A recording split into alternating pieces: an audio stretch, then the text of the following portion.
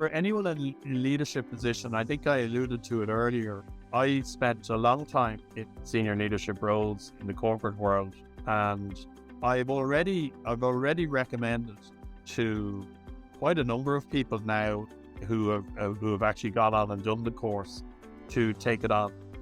Because as I said earlier, if you're in a leadership role, as I was for many years, I would have definitely been a better leader if I'd had this knowledge in my system in terms of how you lead people and in terms of how you manage them at different challenging times.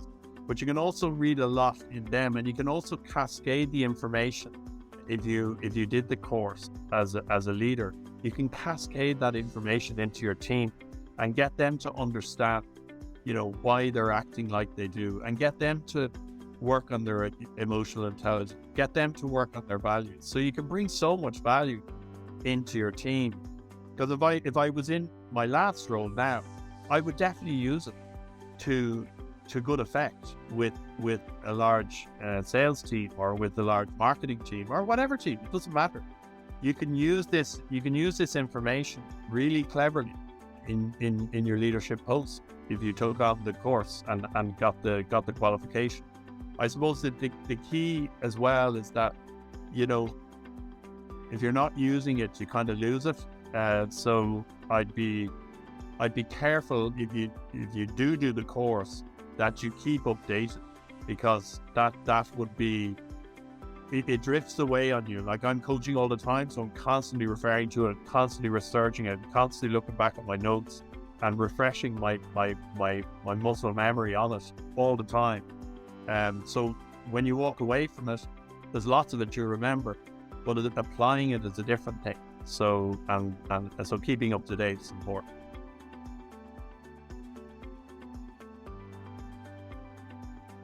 Yeah, it absolutely does. I mean, I've just come off a call there with another leader who's in the throes of it at the moment, and what the course does and what the qualification does is it teaches you how to, and I've referenced this a few times now, but it teaches you how to manage yourself so you can manage others better. So when in a corporate situation where the leader is very much in control of their EQ, it creates the sense or very much understands the definition of themselves and their values, and also, is constantly working and evolving their EQ. It rubs off on other people. So what you'll find in a team where there's, when they're going into very adverse situations and, some of your team is feeling that they're close to burnout, it's that EQ element, the emotional intelligence element, and the empathy and the sort of interpersonal aspects of that, the regulation aspect of it, it really rubs off on your team. So, and they'll see that. So the whole area of the cortisol and adrenaline being in overflow is what's causing all that. Like the burnout and cortisol are probably almost directly related. There's high stress in the system. So it's understanding how to hack the other chemicals. So if you have a leader who's undergone the course and they understand this, and they can talk to their team about it, and they can educate them almost on what's going on. So that's bound to have an impact on a team. But not only that, the team members themselves will look at their leader and say, well, you know what, he or she is really working on themselves on this, and it's really helping me. So it creates loyalty, it creates trust, it creates psychological safety. And, people that go on that course have no problem showing vulnerability. So vulnerability in leadership is a key trait. So going back to all those challenges you mentioned, are you in a better position dealing with those sort of challenges having done something like this? 100%. You absolutely are. And if you look at the other side of that, if you haven't done it and you're right in the midst of this and your head is in the trough, in the same, situation, and emotional reactions going on as they are in the corporate scene, you're not going to have the same reaction because you won't know how to.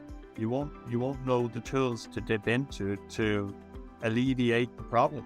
And there's lots of tools that you learn on this course that will alleviate those situations for you if you're in a vice grips of, a burnout, or, trying to hold on to staff, or etc. All the problems that are out there at the moment.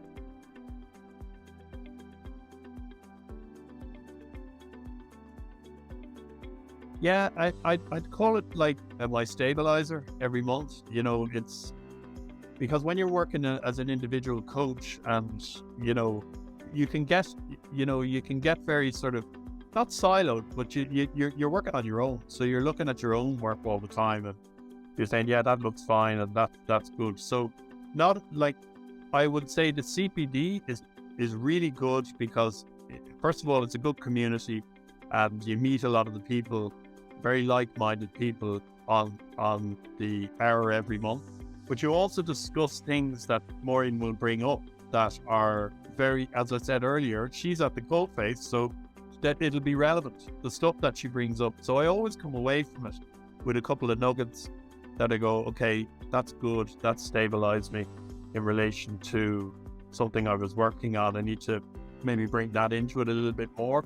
And it's also, like I mentioned earlier, if you've done the course, if you're not practicing as a coach every day, which I am, it kind of drifts away from you, like anything, you're trying to recall bits of it.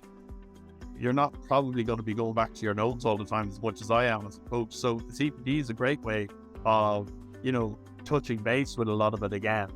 And, the other thing alongside the CPD is to keep in touch with other people that are coaching, that have done the course as well, because that's I do that also, and that helps, particularly when you're working on your own.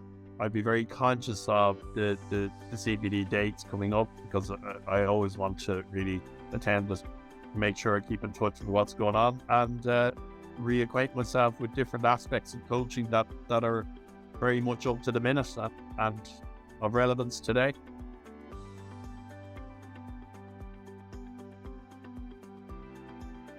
I absolutely have. I was coached towards the end of the course, and the experience was excellent. And that was really where I got stuck into the identity piece that I mentioned earlier, and also my values. Did a lot of work around values and identity, and that was really, really helpful. And it was just an exploratory self-discovery session that I went through, was much needed. And it actually prompted me to set up the business, really, the coaching, because it was kind of on the edge of it. I'm wondering, will I go back into corporate life? I've done the course now. Will I go back into corporate life? Because I'd left the other organization I was with. And that was kind of the nudge that I needed, the coaching. It nudged me towards it, to say, why not give it a go? Because I put a lot of belief into what I was going to bring to the table as a coach, and that's what it did for me, as well as the other stuff around values and identity, etc. It was excellent.